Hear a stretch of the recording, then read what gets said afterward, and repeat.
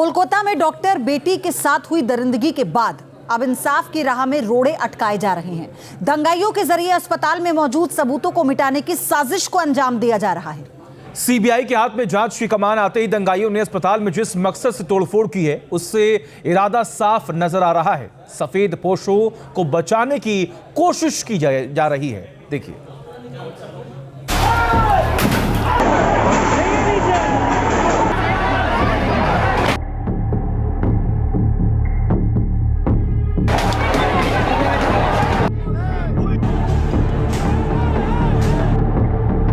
कोलकाता कांड में सबूतों के चिथड़े किसने किए?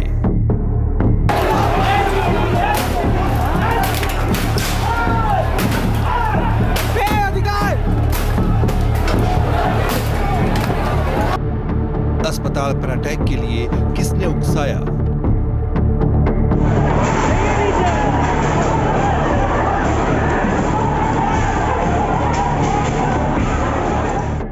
इंसाफ की हत्या की साजिश, मास्टरमाइंड कौन?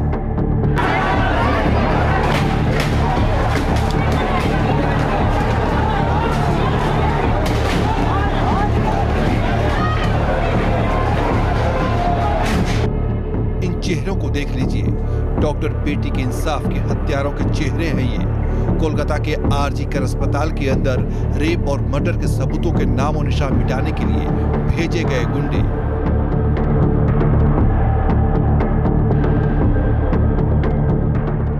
पहला गुंडा, दूसरा गुंडा, तीसरा गुंडा, चौथा गुंडा। पहले डॉक्टर बेटी के साथ दरिंदगी होती है और अब उसके साथ हुए गुनाह को मिटाने के लिए हिंसक तरीका अख्तियार किया जा रहा है। सवाल पूछे जा रहे हैं कि जब मिटानी दरिंदगी है तो सबूत क्यों मिटाए जा रहे हैं? आखिर कौन है इसका मास्टरमाइंड?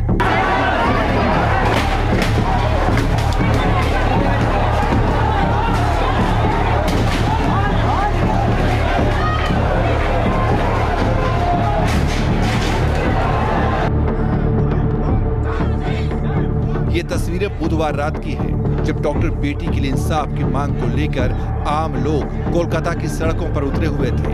हाथों में कैंडल लाइट, आंखों में आक्रोश और जुबान पर वी वांट जस्टिस की गुहार। लेकिन वहां कोई था जो एक बेटी के साथ हुई दरिंदगी के खिलाफ आम लोगों के गुस्से से दहशत में आ गया था। और फिर इस आंदोलन को न सिर्फ हाईजैक करने की कोशिश रची गई, बल्कि सबूतों को मिटाने का गुनाह भी किया गया।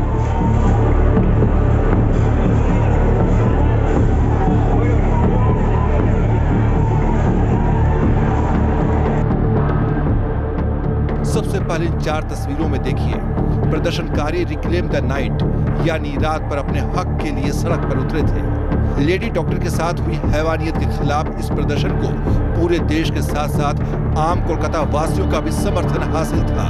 लेकिन इस दौरान प्रदर्शनकारियों के बीच उपद्रवियों का धड़ा भी शामिल हो गया और फिर इंसाफ के प्रदर्शन को हिंसक आंदोलन में तब्दील करने के षड्यंत्र को अमली जामा पहनाया जाने लगा। उपद्रवी अस्पताल के अंदर घुस गए और फिर कोलकाता कांड को नए रंग देने की कोशिशें शुरू हो गई।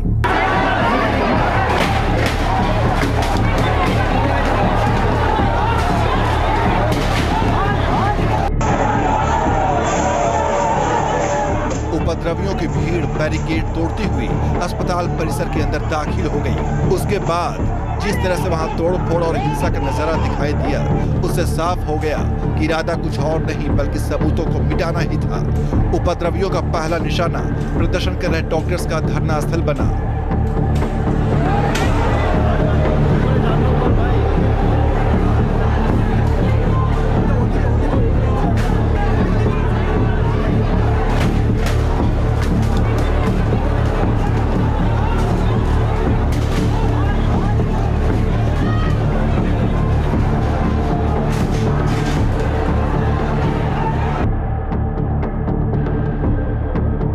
इन गुंडों ने अस्पताल परिसर में रखी गाड़ियों को तोड़ा और फिर अस्पताल के अंदर रखे मेडिकल इक्विपमेंट पर हमला बोल दिया। तस्वीरों में दिखाई दे रहा है कि किस तरह बेखौफ गुंडों ने अस्पताल में तबाही मचा दी।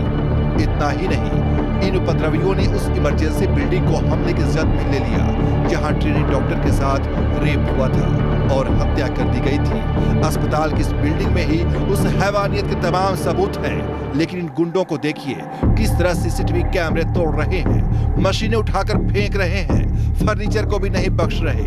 जो सामने दिखाई दे रहा है उसे बर्बाद करने पर तुले हैं। किसी की सरपरस्ती में उपद्रवियों का हौसला इस कदर बढ़ा हुआ था कि पुलिस से भिड़ने से भी गुरेज नहीं किया।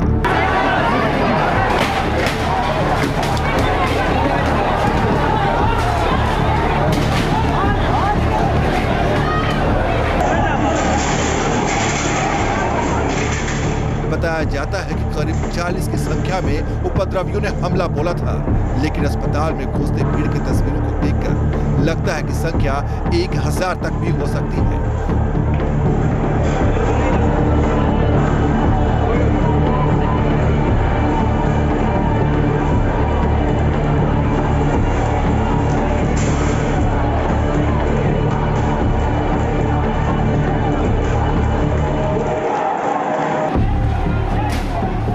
हमले के वक्त इन गुंडों का खौफ इतना था कि अस्पताल में मौजूद डॉक्टर भी सहम गए और वहां चप्पे चप्पे पर माहौल अराजक हो गया।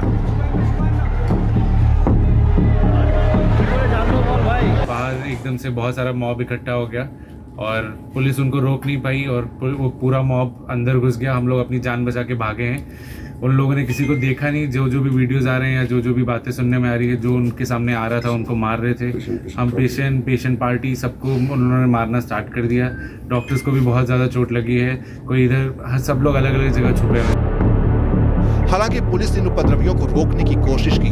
पुलिस की तरफ से लाठीचार्ज किए गए और आंसू गैस से गोले भी छोड़े गए, लेकिन उपद्रवी काबू में नहीं आ सके।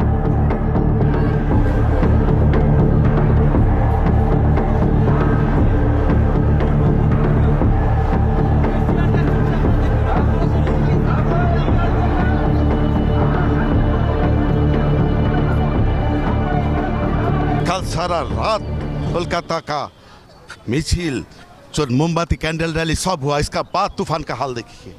कोई 100-150 आदमी आके बाद में ज्वाइन किया, हजार आदमी आके। डॉक्टर लोग इधर एजिटेशन कर रहा था। इधर लिखा हुआ है वी वांट जस्टिस। इस नाम का तूफान देखिए, चेयर तोड़फोड़ कर दिया। उधर धरना मंचों में अभी हम लोग जा रहा है। देखिए क्या हाल किया।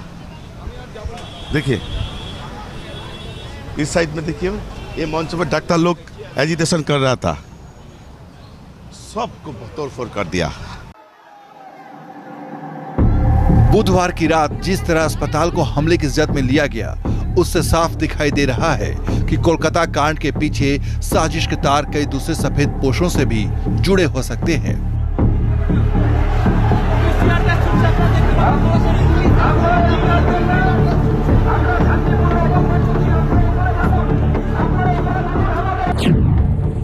उपद्रवियों ने अस्पताल में हिंसा क्यों की? सीसीटीवी को तोड़ने का मकसद क्या था?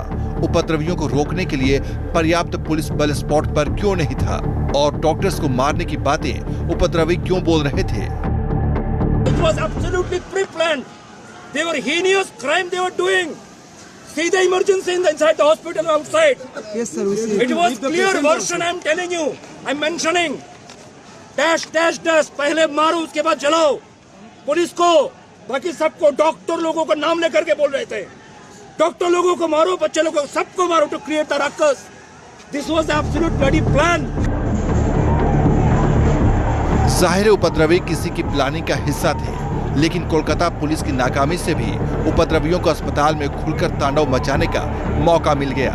इस रेप और मर्डर कांड में पुलिस की भूमिका शुरू से ही कमजोर रही है और रवैया लापरवाही भरा दिखाई दिया है। दंगाइयों ने जब अस्पताल पर अटैक किया तो पुलिस के हाथ बंधे हुए नजर आए।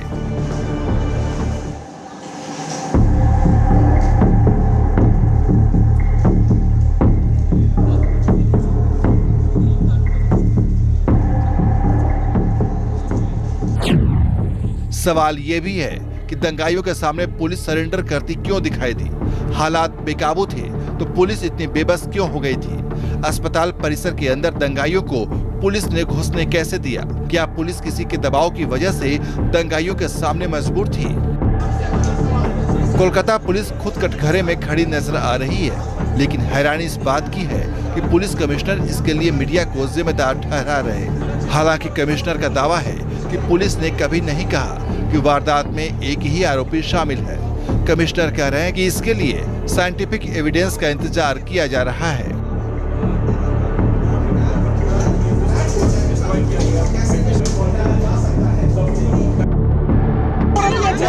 What has happened here is because of the media, the wrong media campaign, which has been malicious media campaign, which is going as far as Calcutta Police is concerned. What has Calcutta Police not done? In this case, they have done everything, and I do it. I am saying it under everything under my command. Kolkata police को लेकर सवालों की फहरिस्त लंबी हो जा रही है। बुधवार के हंगामे के बाद पुलिस अब दंगाइयों को दबोचने की तैयारी कर रही है। कोलकाता पुलिस का दावा है कि उसने अस्पताल में उपद्रव मचाने वाले दंगाइयों की पहचान कर ली है। इनकी तस्वीरें भी सोशल मीडिया पर शेयर कर दी है।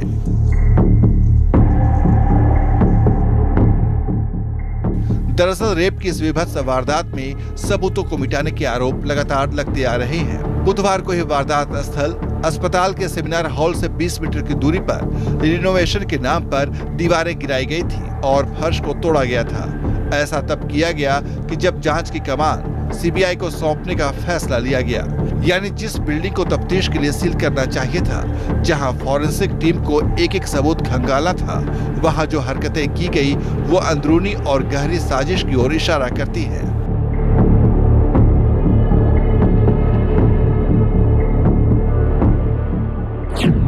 जाहिर है सवाल उठ रहे हैं कि क्या केस को कमजोर करने में अस्पताल प्रबंधन का भी रोल है।